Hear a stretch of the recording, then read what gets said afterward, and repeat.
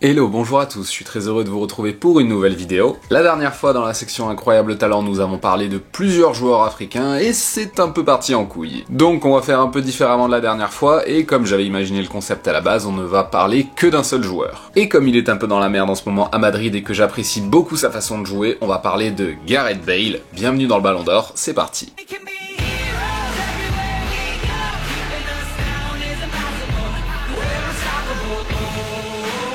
Gareth Bale, né en juillet 1989 à Cardiff, commence le football professionnel à Southampton après y avoir intégré son centre de formation. Un petit mot sur les écoles de foot de cette ville qui a sorti dans le passé des joueurs comme Matt Le Tissier et Alan Shearer et plus récemment Theo Walcott, Alex Oxlade-Chamberlain et Luke Shaw. Dans mon jargon, c'est ce qu'on appelle être sur la pente descendante. En 2007, après avoir aidé le club à monter en Première Ligue, il signera pour Tottenham. Alors qu'il s'adapte très rapidement à son nouvel environnement, il se blesse 6 mois plus tard. Remis de sa blessure et profitant de l'arrivée du nouvel entraîneur Harry Redknapp, il s'impose comme un élément incontournable des Spurs et même l'un des meilleurs joueurs de Première Ligue à seulement 21 ans. Son influence est tellement grande au sein de son équipe que, du poste de latéral gauche, il passera à celui d'ailier gauche et en profitera pour gonfler ses statistiques. Il qualifiera Tottenham pour la Ligue des Champions et inscrira un triplé d'anthologie contre l'Inter de Milan en phase de poule, malgré la défaite 4-3. Ce coup d'éclat sonnera comme l'avènement de Gareth Bale. Les Spurs se feront éliminer en quart de finale par le Real Madrid, mais le trio constitué de Modric, Bale et Van der Vaart aura marqué les esprits. À l'aube de la saison 2012-2013, Bale troque son numéro 3 pour le 11 qu'il ne quittera plus en club et en sélection.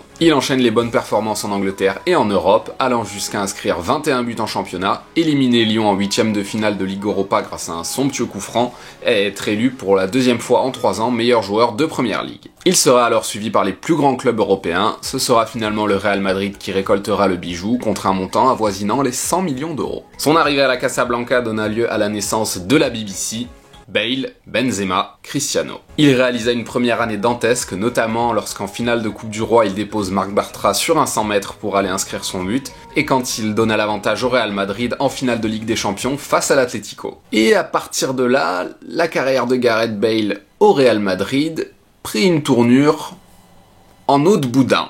Un égoïsme affiché sur le terrain, des blessures récurrentes, une certaine jalousie envers Ronaldo. Ça fait beaucoup pour un seul homme. 2016 lui permet de relever la tête avec une nouvelle victoire en Ligue des Champions et de prendre la relève de CR7 lorsque ce dernier est absent ou blessé. Le Gallois réussit même à emmener son pays en demi-finale de l'Euro 2016, battu par le Portugal d'un certain Cristiano Ronaldo. Et 2017, c'est un peu la merde, on le sent encore une fois indésirable malgré une nouvelle victoire en Coupe d'Europe. La fin de la BBC approche, place désormais à Marco Asensio et Lucas Vazquez. 2018 lui permit de remporter une 4ème Ligue des Champions en 5 ans, malheureusement le divorce fut consommé avec son entraîneur Zinedine Zidane. Et malgré les départs des deux raisons de son mal-être, l'avenir de Bale semble ne pas s'écrire en blanc, encore moins avec le retour de Zizou sur le banc du Real Madrid. Et c'est à peu près tout pour la carrière de Gareth Bale en club, on va maintenant passer à la sélection du Pays de Galles. Il joue son premier match avec la sélection galloise en mai 2006 et inscrit son premier but 5 mois plus tard. Il devient coup sur coup plus jeune joueur et plus jeune buteur de l'histoire de son pays. Il contribue largement à la qualification du Pays de Galles pour l'Euro 2016 en inscrivant 7 des 11 buts de son équipe. C'est la première fois que le Pays de Galles se qualifie pour une compétition depuis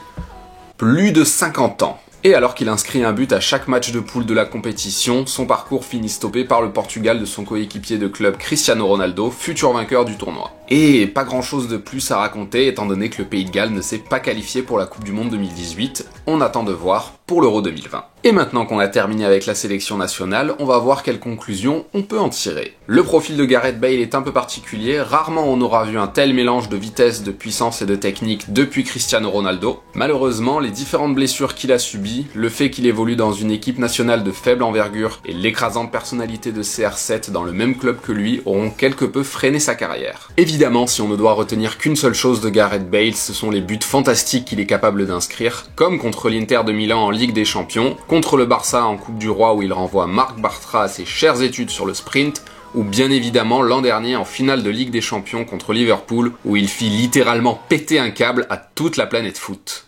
De bicicleta veio do ângulo, golaço! Fantástico! Sensacional! Magnífico!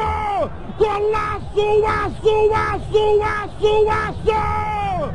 Golaço de Gareth Bale! C'est sur ces chefs-d'œuvre que je vous annonce que cet épisode du Ballon d'Or est terminé. J'espère que ça vous a plu. En attendant la prochaine vidéo, portez-vous bien. Champion du monde, ciao!